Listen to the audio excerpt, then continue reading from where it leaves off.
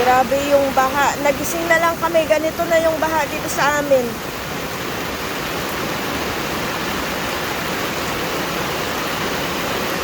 Alas 5 ng umaga, guys.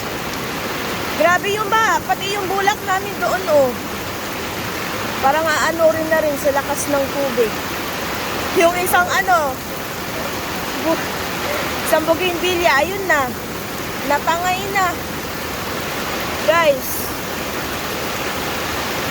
Grabe naman ang baha.